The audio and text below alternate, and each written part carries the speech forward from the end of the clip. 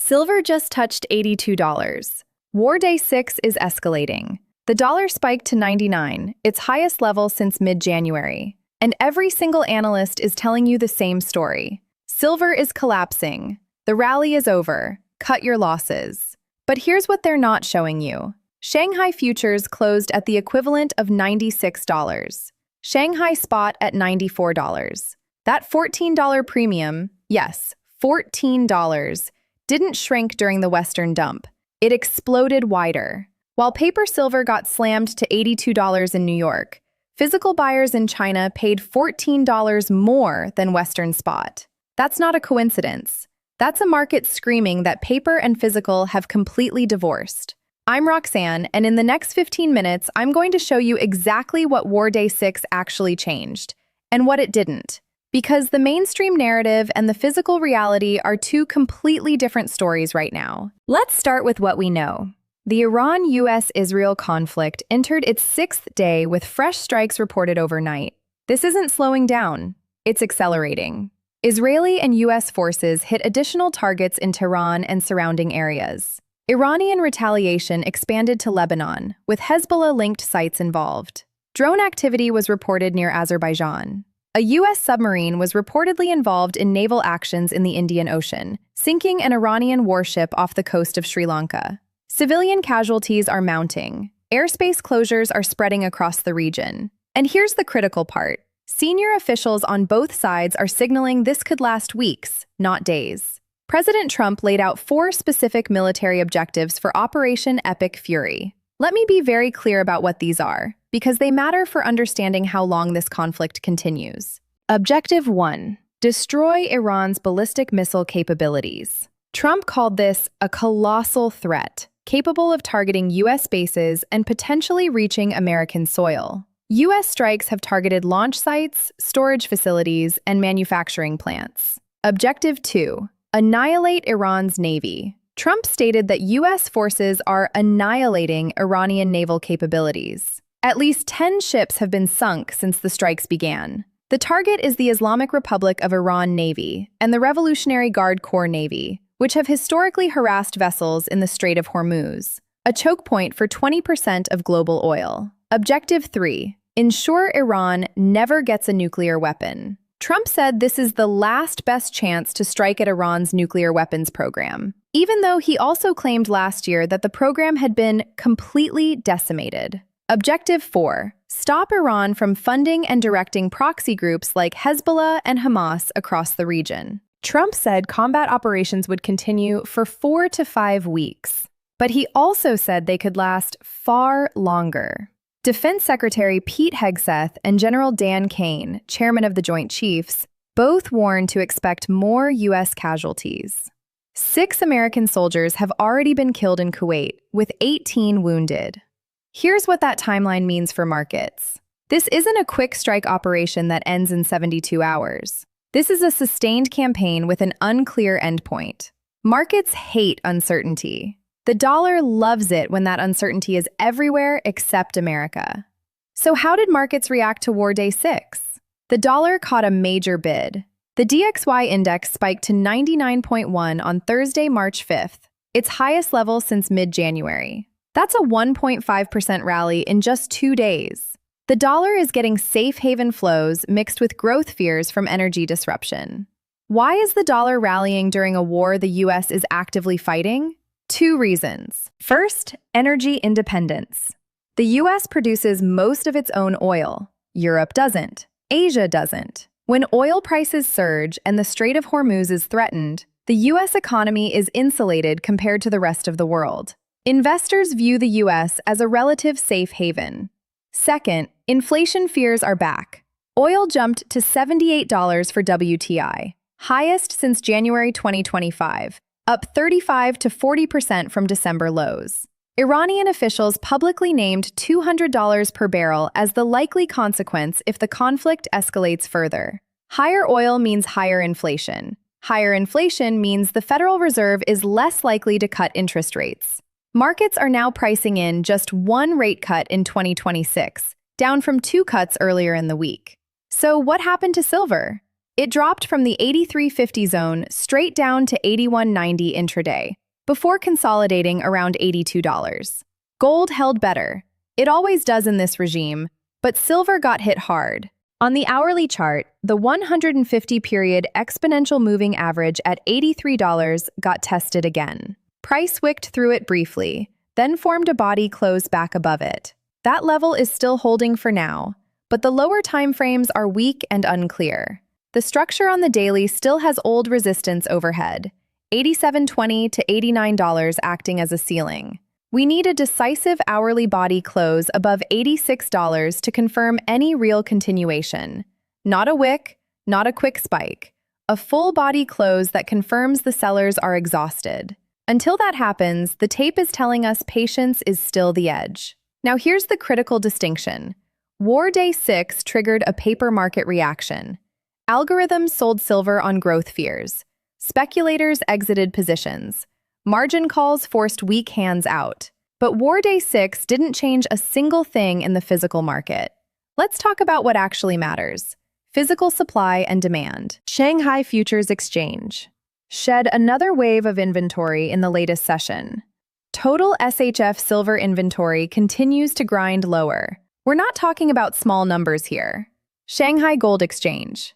The February withdrawal data just dropped this week. 115 metric tons of physical silver pulled in a single month, nearly double the 8-year seasonal average. January plus February combined? 436 tons withdrawn. That's a record high for that 2-month period. That is not demand cooling off. That is a scramble for physical metal in the world's largest consuming nation. COMEX vaults. Another multi-million-ounce drain reported in the latest vault update.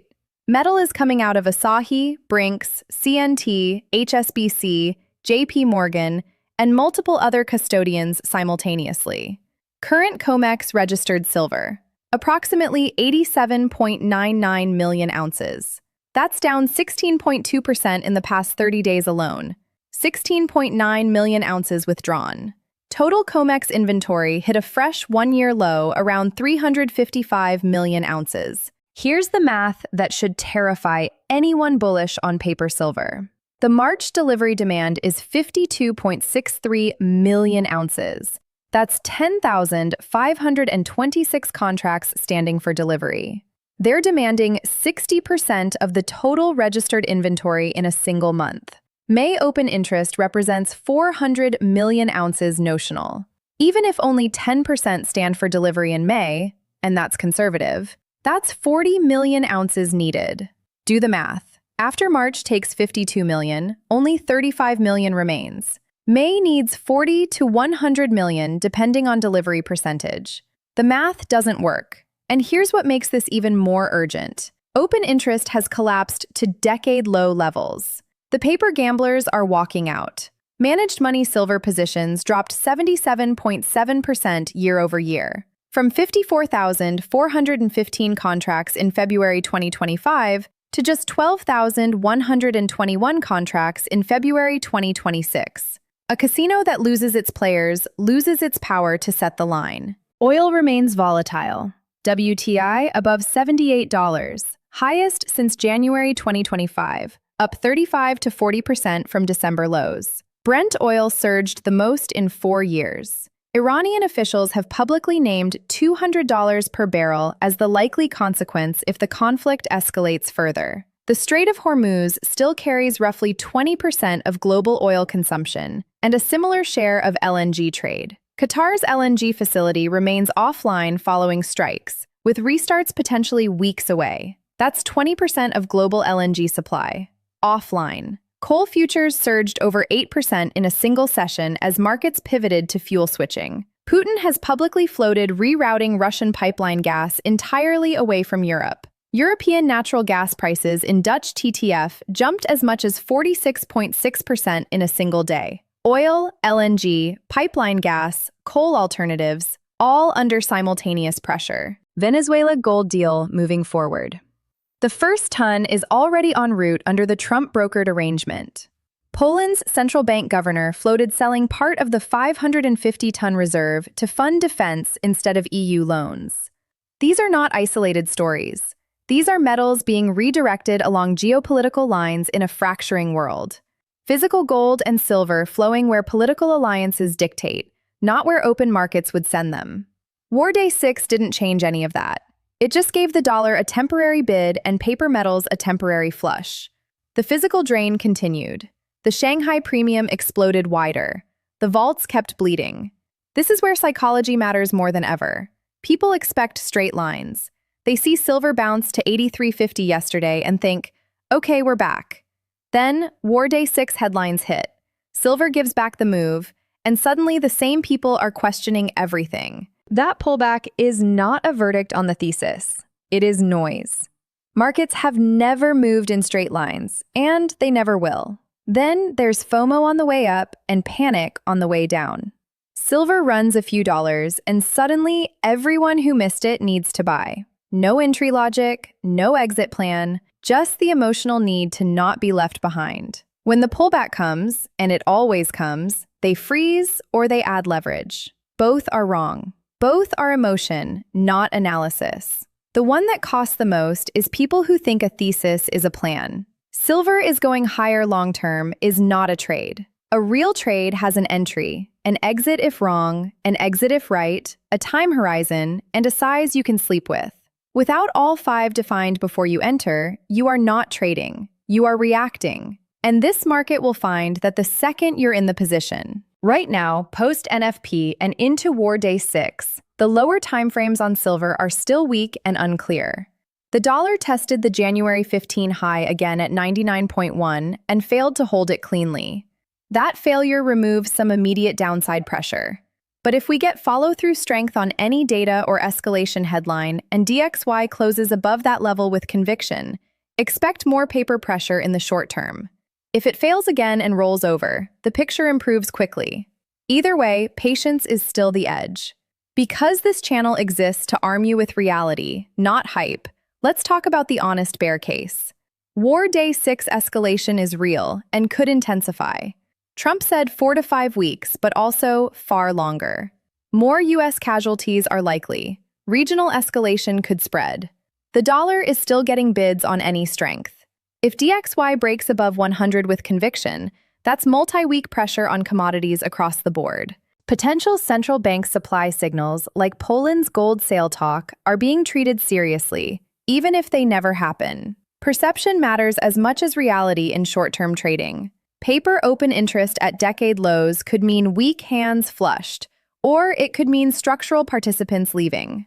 Without speculators, liquidity dries up. Low liquidity means bigger moves in both directions. In a real liquidity event, everything sells regardless of fundamentals. 2008 proved that. 2020 proved that. If we get a real credit freeze or margin spiral, even gold and silver get sold to cover losses elsewhere. These are real risks. Build them into your sizing.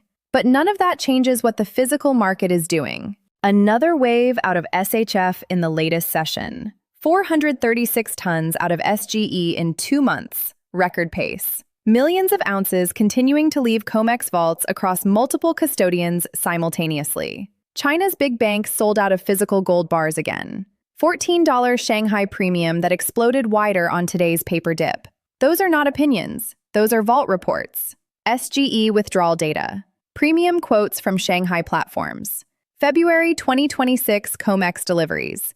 25.18 million ounces in a non-major month. That's 5 to 25 times normal. First notice day saw 37.3% of the month's deliveries happen day 1. That shows industrial and institutional buyers demanding physical immediately, not rolling positions. COMEX has delivered 86.4% of its current registered inventory in just 60 days, while maintaining sufficient inventory to cover demand. That's the highest 2-month delivery rate in exchange history. And it's happening during a period when speculative positioning collapsed 77.7% year over year. What does that tell you? It tells you the paper speculators left, but the physical buyers stayed. And they're not just staying, they're accelerating. So what do you watch over the next 2 weeks? Watch the dollar reaction over the weekend. Does DXY reclaim that January high above 99, or does it fail again? That's your short-term paper direction signal. Watch the next COMEX Vault reports. Are we seeing eligible converting to registered? Or is registered continuing to bleed with no refill?